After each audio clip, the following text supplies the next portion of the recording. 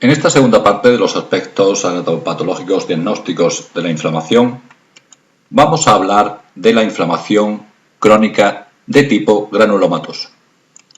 En este tipo de inflamación observaremos histológicamente una forma de inflamación crónica diferente de la que hemos visto y que se desarrolla esencialmente para intentar destruir o al menos frenar agentes lesivos habitualmente intracelulares de difícil destrucción. Y ello se realiza mediante un tipo de reacción de hipersensibilidad que es el tipo 4. El número de enfermedades que desarrollan granulomas es limitado, con lo cual, si descubrimos una inflamación de tipo granulomatosa, podemos orientar perfectamente hacia el descubrimiento del agente patógeno. La patogenia del granuloma se desarrolla mediante un mecanismo de hipersensibilidad de tipo 4, como hemos dicho. Y en este mecanismo, los macrófagos que han fagocitado el agente patógeno o agente extraño presentan péptidos que previamente han obtenido mediante digestión enzimática de dicho agente.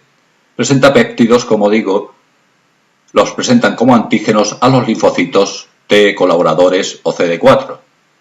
A su vez, estos macrófagos secretarán algunas citocinas como la interleuquina 12, que inducirá la diferenciación de estos linfocitos T CD4 al tipo TH1, que es especial para este tipo de reacción. Estos linfocitos TH1 segregarán a su vez citocinas como el interferón gamma o el factor de necrosis tumoral, que atraerán a mayor número de macrófagos y los activarán, convirtiéndolos en histiocitos epitelioides, que no es más que histiocitos, pero que presentan un citoplasma muy amplio.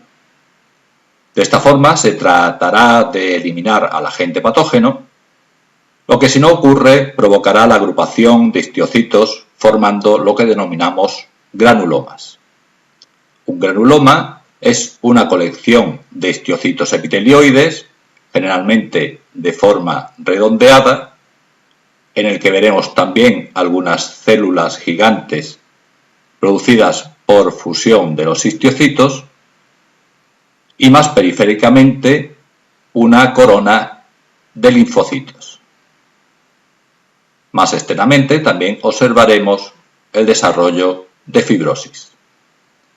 La formación de granulomas hay que saber que conlleva destrucción tisular, dependiendo en su volumen de la mayor o menor agresividad de esta reacción granulomatosa que por supuesto se correlaciona con la agresividad de la infección. Aquí tenemos un ejemplo histológico de un granuloma pequeño, inicial, en el que, como veis, existe una colección de histiocitos más o menos redondeada, con formación de algunas células gigantes en su inicio, todavía no muy bien formadas o no muy grandes, y alrededor de la cual existe una corona de linfocitos.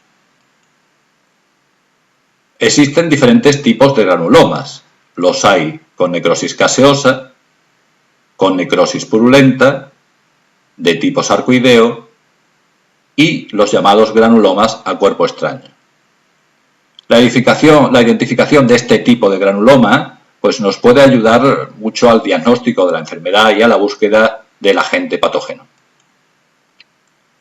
Los granulomas con necrosis caseosa se caracterizan porque en su centro presentan una amplia área de necrosis, rodeada por una banda de histiocitos epitelioides en la cual encontraremos algunas células gigantes.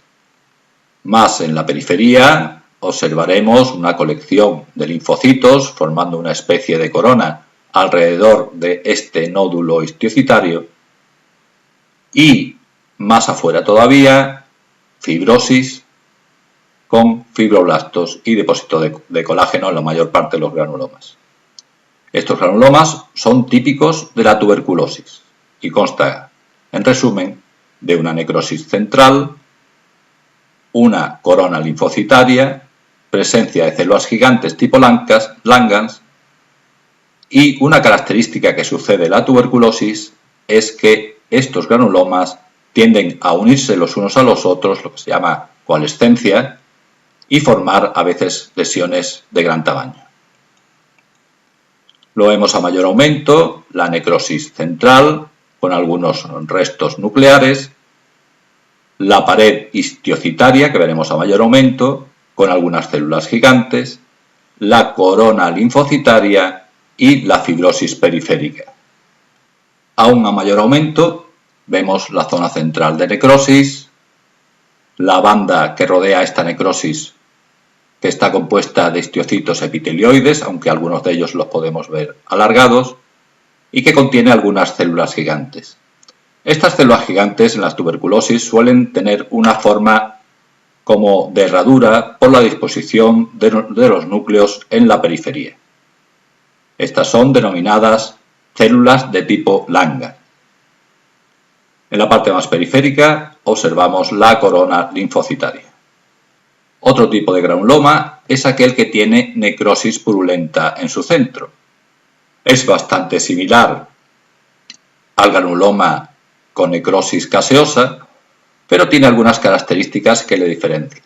Por ejemplo, su forma estrellada, como con ramificaciones, y que en el interior, aparte de la necrosis, tiene abundantes neutrófilos.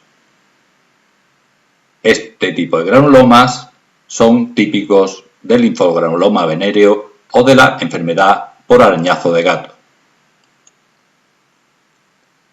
Como vemos histológicamente, tienen forma con prolongaciones más o menos estrelladas y gran cantidad de células inflamatorias en su interior, que son polinucleares neutrófilos, además de su empalizada de histiocitos epitelioides que rodea en su totalidad a la parte central necrótica. A mayor aumento en este área observamos la gran cantidad de polinucleares neutrófilos que tienen en su centro y los histiocitos epitelioides que forman la banda periférica. En este caso no observamos células gigantes, pero las puede haber igualmente. El tercer tipo de granuloma es aquel que no tiene necrosis central. Estos granulomas son típicos de la sarcoidosis y generalmente no tienen apenas corona linfocitaria, los linfocitos son dispersos y escasos y además no tienden a coalescer, sino que están aislados. También lo veremos más adelante en algunos ejemplos. Por último tenemos los granulomas a cuerpo extraño. Y estos granulomas están constituidos por histiocitos, pero en ellos encontraremos muchas células gigantes que no se disponen de una manera determinada, ni hay una especie de empalizada que rodee una zona especial, sino que se disponen de forma desorganizada, tanto los histiocitos como las células gigantes, porque están reaccionando a la presencia de un material exógeno, un material extraño que viene de fuera, como por ejemplo hilos de sutura, fragmentos de talco, espinas, o también puede ser propiamente endógeno, como fragmentos de calcio, calcificación del tejido, cristales de colesterol, cristales de uratos o escamas córneas. Por tanto, en este tipo de granulomas tendremos histiocitos dispersos y generalmente llamativas células gigantes que contendrán en su citoplasma el cuerpo extraño. También existirán algunos linfocitos, pero también de forma dispersa en esta reacción granulomatosa. Como hemos dicho, estas células gigantes se caracterizan por tener muchos núcleos y estos núcleos no se disponen en herradura como en la tuberculosis, sino de forma irregular en todo el citoplasma. Vemos un ejemplo histológico, en este caso de tejido mamario, en el que si observamos esta zona a mayor aumento, observaremos cómo existen estas células gigantes con núcleos dispuestos de forma aleatoria que están englobando unas partículas irregulares que es el cuerpo extraño. A mayor aumento observamos lo que ya hemos dicho, las células gigantes con núcleos dispuestos de manera anárquica y englobando el cuerpo extraño.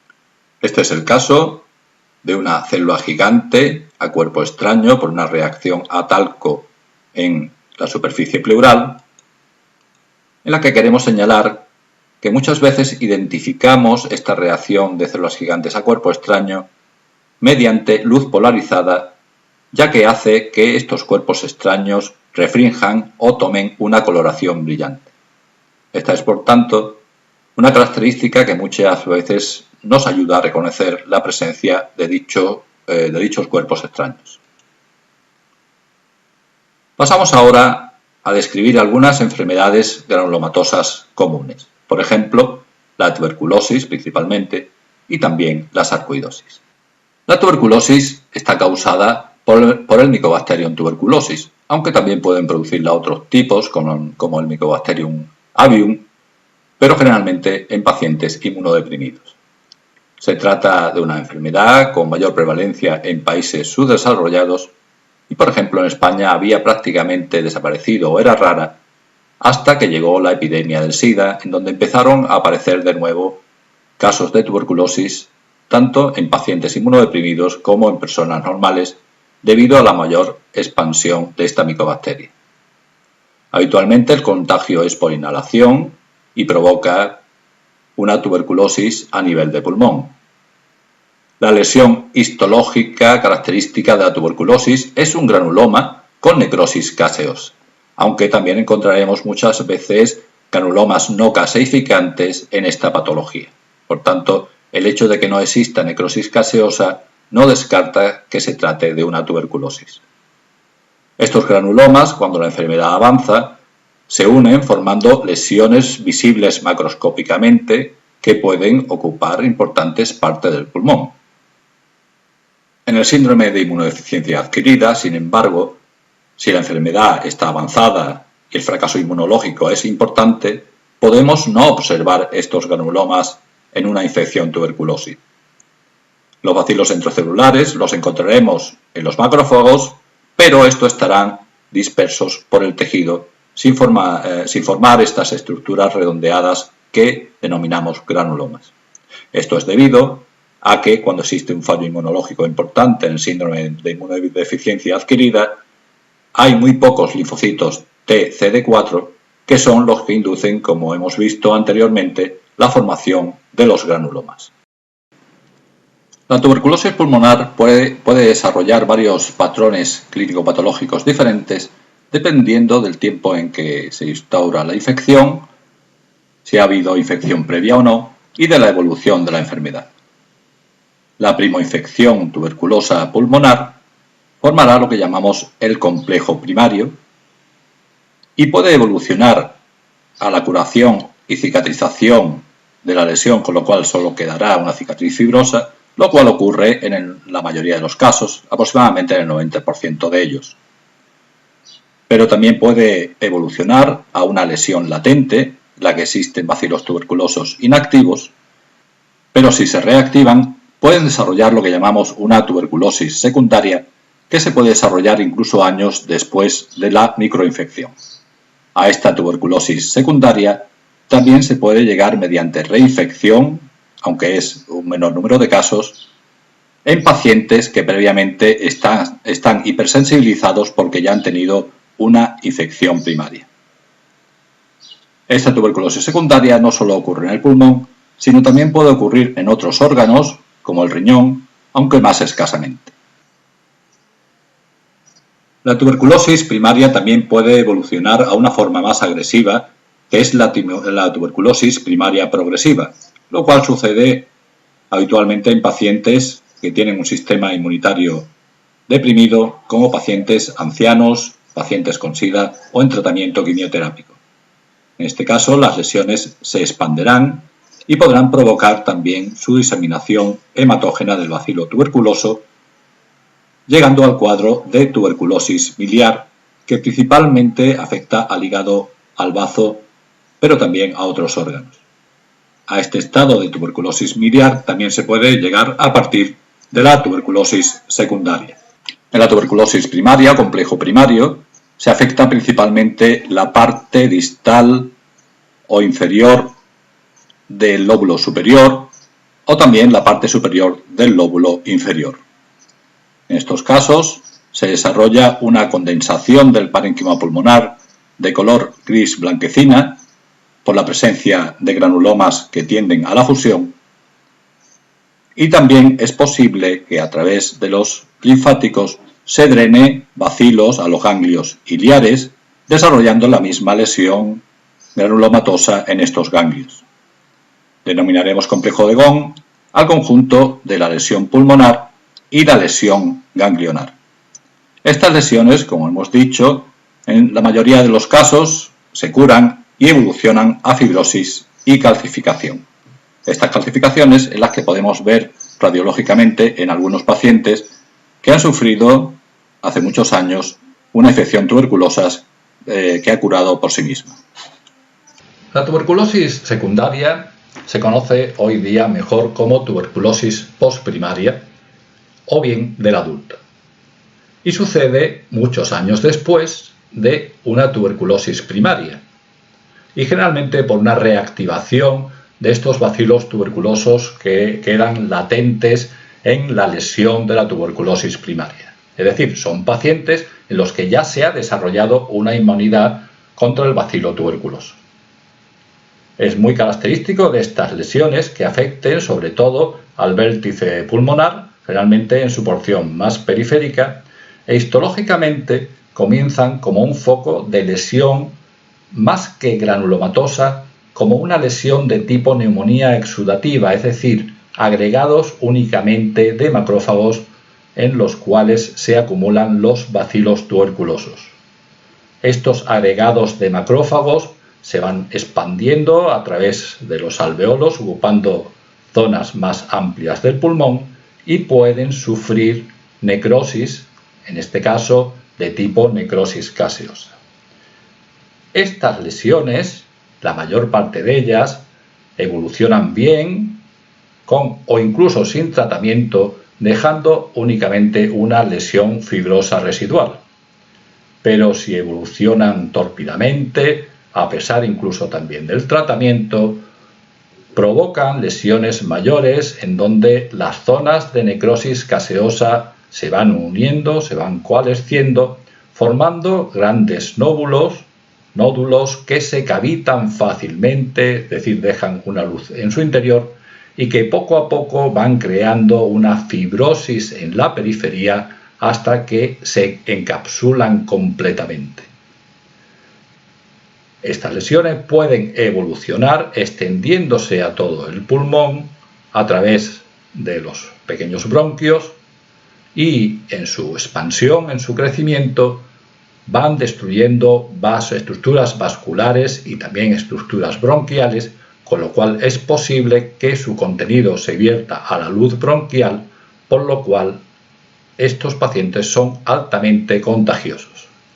Como hemos dicho, estas lesiones también pueden alcanzar los vasos y destruirlos, y a través de esos vasos pueden provocar una tuberculosis miliar que, como ya también hemos nombrado, puede afectar principalmente al bazo y al hígado. Es necesario recordar también que a veces esta tuberculosis secundaria se puede localizar de forma extrapulmonar, lo que llamaríamos una tuberculosis extrapulmonar, o en otros órganos, uno de los cuales, quizás el principal, es el riñón, aunque también son frecuentes encontrarlos en ganglios linfáticos, principalmente cervicales. Histológicamente, como hemos dicho, esta tuberculosis secundaria es diferente de la tuberculosis primaria, en donde el sistema inmune lo que ha hecho es crear granulomas, en donde existe una necrosis central con una periferia de macrófagos e incluso células gigantes. Lo que ocurre inicialmente en la tuberculosis secundaria es una acumulación de macrófagos espumosos en los alveolos, en esta fase que llamaremos de neumonía exudativa. Como veis en esta imagen, van ocupando estos macrófagos multivacuolados que contienen gran cantidad de bacilos, van ocupando los diferentes alveolos, extendiéndose por ese área pulmonar. Posteriormente, estas zonas de macrófagos que ya van destruyendo las paredes alveolares y se van uniendo unos a otros, formando áreas más grandes, evolucionan a la necrosis, provocando la llamada neumonía gaseosa. Siguen destruyendo paredes alveolares y también alcanza a bronquios y vasos, como ya hemos dicho, y posteriormente formarán esta cápsula fibrosa que delimitará una cavidad en donde encontraremos principalmente ya una necrosis gaseosa, solo con algunos macrófagos en la periferia y también algunos linfocitos, pero no verdaderamente granulomas, que es lo que lo diferencia de la tuberculosis primaria, sino solo granulomas cuando en etapas tardías se cronifican estas lesiones. En la tuberculosis primaria progresiva, las lesiones se expanderán al tejido pulmonar adyacente, provocando la aparición de nódulos o masas mayores que generalmente se encuentran poco tabicados. Esta expansión de la lesión tuberculosa podrá llegar a erosionar bronquios con la salida de material infectado a través de los mismos, lo cual aumenta su capacidad infectante a través de la expulsión de los mismos al ambiente, o también podrán afectar a vasos de manera que la sangre puede salir a través de los bronquios porque se provocan hemorragias pulmonares, y uno de los síntomas en estos pacientes es que el esputo es sanguinolento u hemoptoico. Igualmente, la diseminación a través de las vías respiratorias de los vasos linfáticos y hemáticos afectados pueden dar lugar a una diseminación de tipo miliar. La tuberculosis miliar será, por tanto, el resultado de una diseminación intrapulmonar o hematógena, y en ella veremos múltiples lesiones pequeñas a lo largo de todo el parénquima pulmonar y también lesiones en otros órganos como el hígado, el bazo o también las suprarrenales, las meninges y el riñón. Por tanto, se forman múltiples lesiones granulomatosas tanto en pulmón como en otros órganos. Estas lesiones, como hemos dicho, son pequeñitas, con unos pocos de granulomas en cada una de ellas, pero pueden llegar a unirse y formar lesiones mayores por coalescencia de estos granulomas. Tenemos aquí un ejemplo de una lesión primaria, en donde vemos el parénquima pulmonar condensado, de color blanco amarillento o algo grisáceo, y en esta imagen la afectación ganglionar del hilio bronquial, en la que observamos estas zonas blanco-amarillentas por la presencia de granulomas. En este caso se trata de una lesión apical por tuberculosis pulmonar secundaria, en la que la lesión se ha cavitado, ha formado una lesión quística en su interior. En esta imagen, sin embargo, vemos una lesión tuberculosa primaria ya resuelta que se ha calcificado. Como veis, forma un nódulo de color blanquecino bastante brillante por la presencia de calcio. La imagen histológica de los granulomas tuberculosos ya la conocemos, y solo recordar de que pueden existir tanto granulomas con necrosis gaseosa como también granulomas en la que necrosis sea escasa o no exista. Eso no quiere decir que no se trate de una tuberculosis. En esta otra imagen vemos cómo los granulomas anteriores se han fusionado entre ellos formando grandes masas irregulares con necrosis gaseosa en su interior y con gran presencia de células gigantes. El diagnóstico de la tuberculosis se realiza, por supuesto, a través de la historia clínica, conociendo los antecedentes del paciente, la propia sintomatología clínica del paciente y la radiología.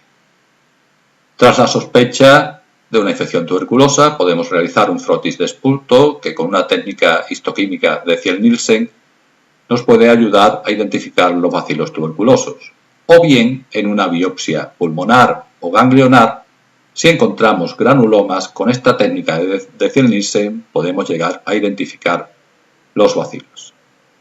Otra forma es realizar un cultivo de material expulsado a través de los bronquios mediante el esputo, y estos cultivos nos permiten identificar el agente y a la vez definir su susceptibilidad a los fármacos, lo cual es importante para instaurar el tratamiento adecuado. Sin embargo, los cultivos duran para dar una respuesta varias semanas, y la detección del bacilo al menos se puede realizar también mediante técnicas moleculares como la reacción en cadena de la polimerasa, que además precisa de la existencia de pocos bacilos para determinar su infección. Hay que recordar que la linfadenitis, que generalmente es cervical como hemos dicho, es también una manifestación frecuente de la tuberculosis, en este caso extrapulmonar. En esta parte de abajo vemos un granuloma tuberculoso y cómo mediante la técnica de Thiel-Nielsen se identifican las micobacterias como unas pequeñas rayitas de color rojo violáceo.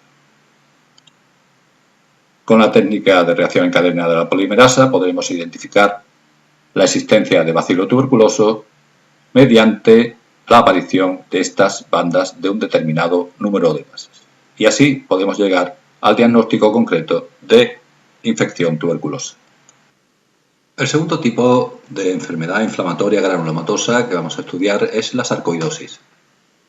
La sarcoidosis es una enfermedad multisistémica que aparece generalmente con una sintomatología inespecífica como fatiga, tos seca o dolor torácico, y que afecta fundamentalmente a pulmón y a los ganglios linfáticos iliares bronquiales. Se suele dar en pacientes jóvenes, entre 20 y 39 años, y el hecho de ser multisistémica quiere decir que puede afectar, además del pulmón, a otros órganos como el bazo, el hígado, los ojos incluso, el corazón, riñón, articulaciones, etc. Se trata de una enfermedad de una etiología no aún bien conocida, cuya hipótesis más aceptada es que los individuos expuestos a ciertos factores ambientales, que pueden ser orgánicos o inorgánicos o incluso infecciosos, están predispuestos genéticamente a padecer esta enfermedad debido a una respuesta inmunológica anómala. La afectación pulmonar de la sarcoidosis se desarrolla principalmente en forma de adenopatías iliares bilaterales y también paratraqueales derechas, así como con un patrón intersticial difuso de afectación pulmonar por lesiones micronodulares pequeñas. La lesión básica de la sarcoidosis, como ya hemos dicho anteriormente, es un granuloma no necrotizante, sin necrosis central, constituido por histiocitos epitelioides, con algunas células gigantes, sin apenas corona linfocitaria y con poca tendencia a confluir, lo cual es una característica importante para diferenciarlos de los de la tuberculosis. Como podemos observar en esta imagen, los granulomas no tienen la tendencia a confluir que observábamos en la tuberculosis, sino que se mantienen aislados, o si se disponen unos junto a los otros, se puede hasta cierto punto delimitar cuál es su contorno, puesto que no llegan a unirse completamente. Otros hallazgos característicos en la sarcoidosis es la presencia en las células gigantes de algunas estructuras como los llamados cuerpos asteroides, como veis en esta imagen, eosinófilos, como si fuera una estrella de múltiples puntas afiladas, y los cuerpos conchoides, que son agregaciones de calcio en capas, formando estructuras similares a la concha de un mejillón. Estos cuerpos son característicos de la sarcoidosis, pero no son inespecíficos y los podemos encontrar en otras patologías granulomatosas. Recordamos cuáles eran los tipos de células gigantes que hemos visto. Uno era el de Langhans, otro era el de cuerpo extraño, el de Touton con citoplasma microvacuolado, que se veía en las inflamaciones granulomatosas, y hay un cuarto tipo, o llamado de Barthing-Fickelday, en el que la fusión para formar el sincitio no es de células histiocíticas, sino de células T o dendríticas foliculares. Esta forma de célula gigante es característica, pero no es patognomónica, del sarampión. Por último, saber que aunque el número de enfermedades granulomatosas o que sigue inflamación granulomatosa es limitado, sin embargo es también muy variado. Puede ser debido tanto a bacterias como a hongos, como a helmintos o parásitos, también a metales, a cuerpos extraños, como hemos visto, pero también a trastornos del sistema inmunitario. Con esto acabamos la segunda parte de los aspectos diagnósticos anatomopatológicos de los fenómenos inflamatorios. Pasamos ahora a la tercera parte de este tema de aspectos diagnósticos anatomopatológicos de la inflamación. Y lo vamos a dedicar a ver las alteraciones que producen en las células y también en los tejidos provocadas por las infecciones víricas. A esto lo denominamos efectos citopáticos de los virus. Muchas veces estos efectos son tan característicos que nos permiten saber qué tipo de virus es el que ha infectado la célula o el tejido. Entre los efectos citopáticos de los virus veremos la formación de células multinucleadas o sincitios, los cuerpos de inclusión, los cambios citoplásmicos, la coilocitosis y también el efecto proliferativo que puede ejercer sobre ciertos epitelios que proliferan de una manera hiperplásica. La formación de células multinucleadas o sincitios es una alteración frecuente que vemos muchas veces en lesiones cutáneas, como las llamadas fiebres o febrículas, que son una serie de vesículas que aparecen frecuentemente en torno al labio o a la nariz y que se deben a infección por virus del herpes en el epitelio cutáneo, pero que también podemos observar en otros epitelios escamosos como el del esófago. En estas lesiones producidas por el virus del herpes encontraremos una formación de vesícula o acúmulo de líquido entre las capas de la epidermis, en cuyo seno observaremos algunos queratinocitos muertos, así como otras células que son también queratinocitos, pero que están infectadas por el virus, que toman un aspecto especial, muchas veces con núcleos vacíos, con la cromatina reforzada, pero también, como en este caso, formando sincitios. Además, observaremos frecuentes polinucleares en la lesión. Estos sincitios están formados por múltiples núcleos, en muchos de los cuales podremos observar incluso unas zonas redondeadas, rojizas, de notable tamaño, parecidas a los nucleolos, pero de mayor tamaño, y que también es una lesión que ahora veremos que está provocada por la infección vírica. Además en estas lesiones provocadas por el virus del herpes, podemos observar sincitios en el epitelio respiratorio, provocados por el virus sincitial respiratorio, o también en células ganglionares, apareciendo la ya nombrada célula de Warthin-Fickeldy, que es característica, aunque no patognomónica, como has dicho, del sarampión. Otro de los efectos citopáticos es el de los cuerpos de inclusión. Estos cuerpos de inclusión representan sitios donde o bien ha ocurrido o está ocurriendo síntesis de proteínas y ácidos nucleicos del virus, o también sitios donde las partículas víricas se acumulan. Son de tamaño y forma bastante variable y se localizan principalmente en el núcleo, son los más frecuentes, pero también a veces se pueden localizar en el citoplasma. La morfología más habitual es esférica y también es muy frecuente que se encuentren rodeados de una zona clara cuando se localizan en el núcleo por marginación de la cromatina que está alrededor de ese cuerpo de inclusión. Entre los cuerpos de inclusión nucleares tenemos los del herpes, que también se denominan Crowdy A, que son eosinófilos grandes y con halo, como estos que vemos aquí, que vimos anteriormente, de color rojizo importante y rodeados por un halo claro, y también los de la poliomielitis, que los denominaremos Crowdy B, que son algo más pequeños, más aproximados a lo que es el tamaño de un nucleolo. Los citomegalovirus producen cuerpos de inclusión grandes, pero que son menos rosados, más basófilos y también redondeados. Aquí tenemos un ejemplo de infección por citomegalovirus en el pulmón, donde observamos en esta célula a mayor aumento cómo el núcleo tiene un importante cuerpo de inclusión basófilo y rodeado por halo claro.